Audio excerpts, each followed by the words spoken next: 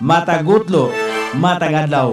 Adunay mga panghitabo dito sa kauluhan, panghitabo sa gawas sa atong nasod, ug adunay mga panghitabo dinhi sa atong dapit. Mga panghitabo nga mo'y makapaikag sa katawhan, nga mabinantayon sa lakat ug dagan sa panahon karon. Itanyag ning istasyon DXSR ang 7 o'clock Breakfast News.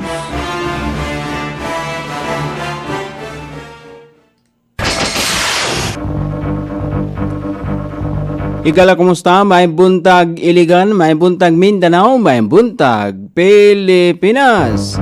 Alang Biyernes karon bisa 17 ni buwan sa Hulyo ning tuiga 2026.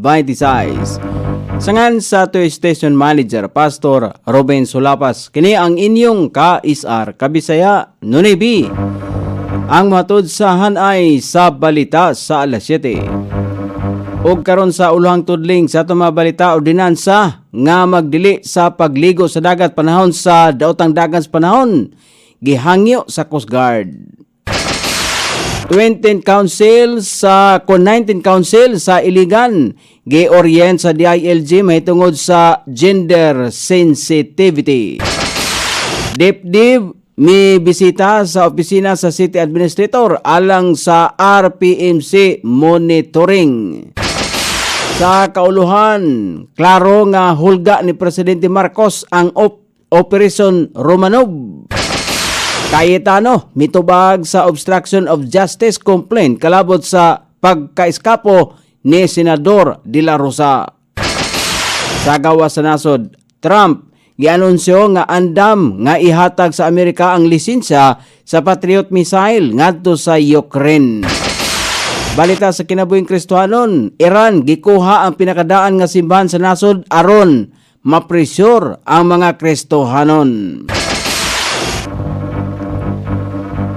Kini ang ulohang tudling sa ato mga balita nga dalit kanato ning istasyon. DXSR 106.7 sa inyong FM dial. Ang bugtong radyo sa Dakbayan Siligan nga nagsibya sa balaang kasulatan. Pinasubay sa Inspired and Preserved, not simply dictated, King James Version sa Anchor Broadcasting Corporation. O karon sa kompleto nga detalye tungod sa risgo sa kaluwasan sa publiko, nanawagan karon si PT Officer 1 Wendell Romulo sa Philippine Coast Guard nga mopasar og City Ordinance ang lokal nga kagamanan sa Iligan nga magdili sa pagligo sa dagat o pag-adto sa mga beach resort kung daotan ang dagan sa panahon o adunay bagyo.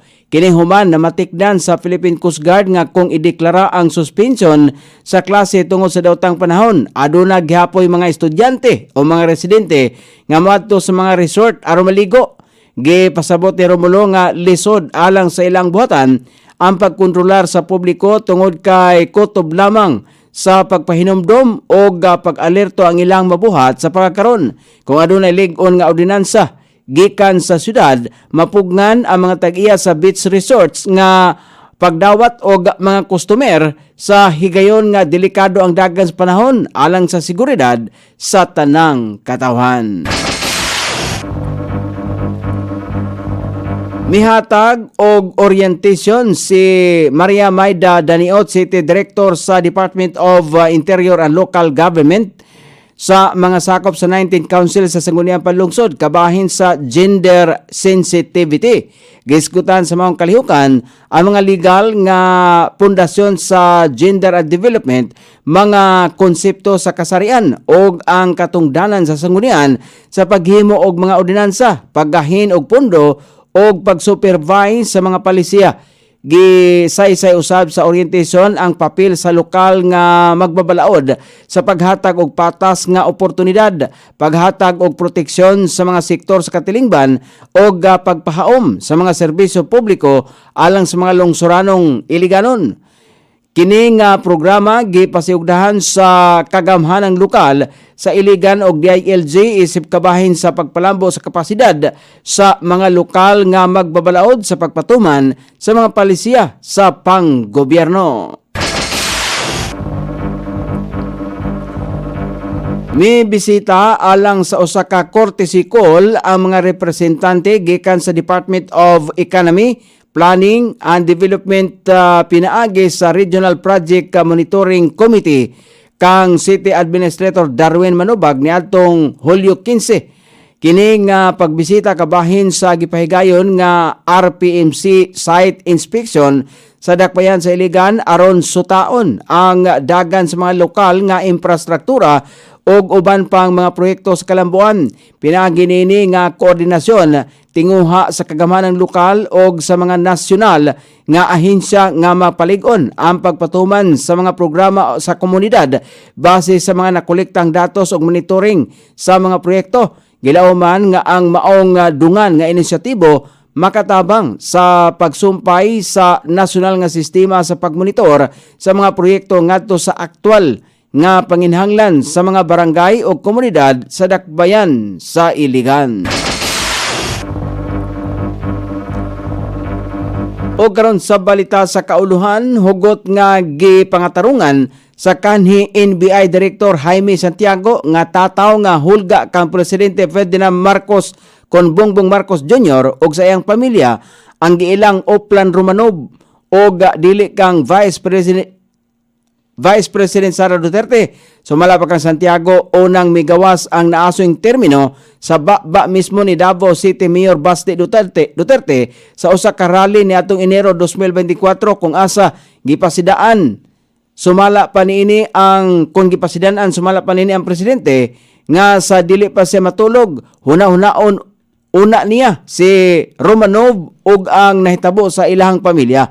Nakuratan si Santiago dihang nausab ang naratibo human gilakbitan sa usa ka vlogger nga si Princess Maui nga ang Oplan Romanov ang nakasentro sumala pa sa pamilya Duterte. Sa impeachment trial ni atong Martes, gipangutana sa defense panel, member nga si Attorney Mark Vinluan ang testigong si NBI Regional Director Jeremy Lutok kung nadungog ba niya ang pulo nga Operation Romanov.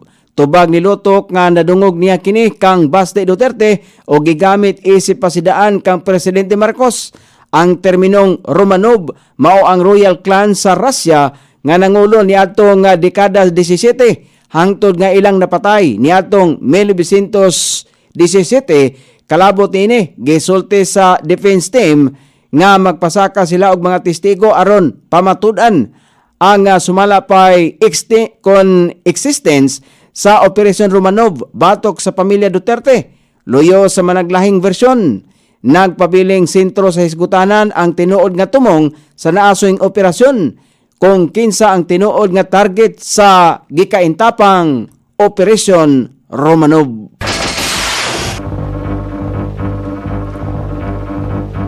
Mitubag si Senador Alan Peter Cayetano sa gipasakang obstruction of justice.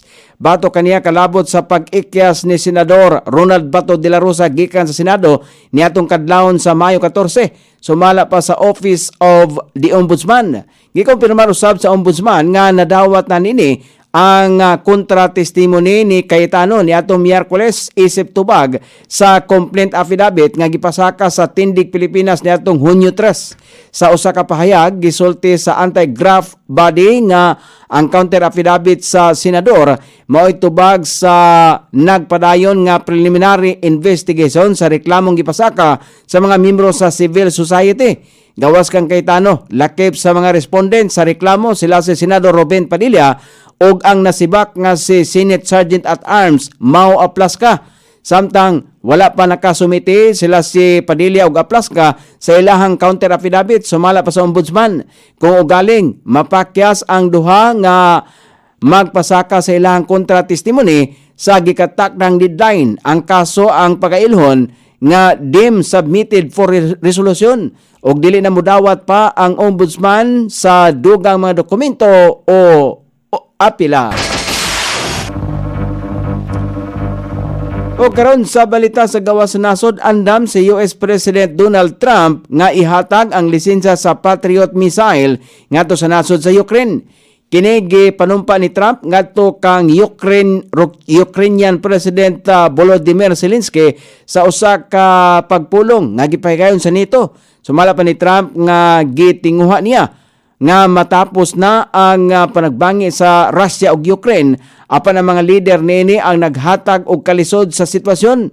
Sa kasamtangan, nagpadayon gihapon ang panagbangi sa Russia ug Ukraine. O karon sa balita sa kinabuhing Kristiyanon, gikuha sa gobyerno sa nasod sa Iran ang kontrol ngadto sa usa ka pinakadaan nga simbahan sa nasod. Kini nga lihok gihimo aron ipakita ang padayong impluwensa sa tinuoang Islam sa nasod aron nga mapresyur ang mga Kristiyanon. Ang nasodng simbahan gideklara sa gobyerno nga gipanagyahan kini sa gobyerno og usa na ka private property. Ang nasodng simbahan usab adunay gidak-on nga 10 ka kunapulo ka hektarya, diin aduna kini tulungaan panagtigumanan, makasaysayan ng mga building o puluyanan. Kini nga simbahan adunay taas nga kasaysayan, diin gitinguha kini uban ang mga simbahan sa nasod nga gibawi sa gobyerno sa Iran. O karon sa kahimtang sa pagbanabana sa dagan sa panahon, padayon makaapektar sa nasod nga Pilipinon ang southwest monsoon. Adunay bagyo ana sa gawa sa nasod kaganihang kadlawon.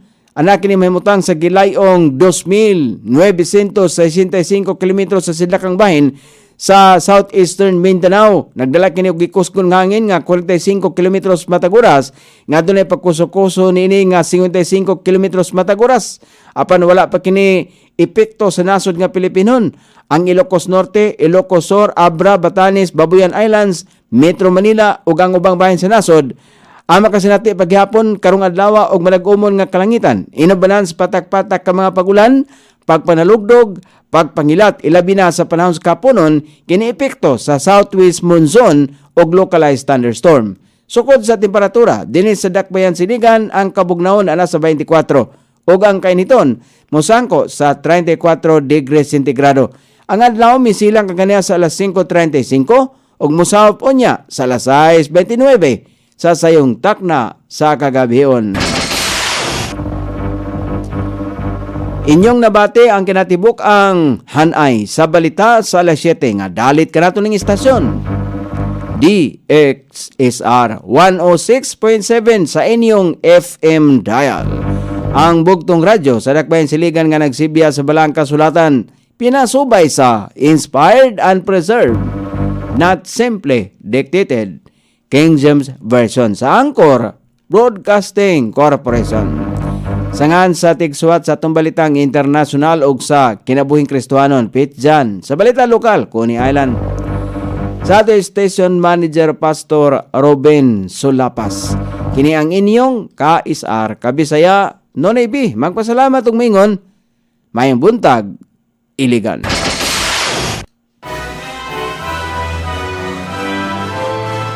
Inyong nabati ang 7 o'clock breakfast news. Hantod na usab og mga lawa sa samang takna o sa samang istasyon. Daghang salamat sa iyong pagpaminaw ug maayong buntag.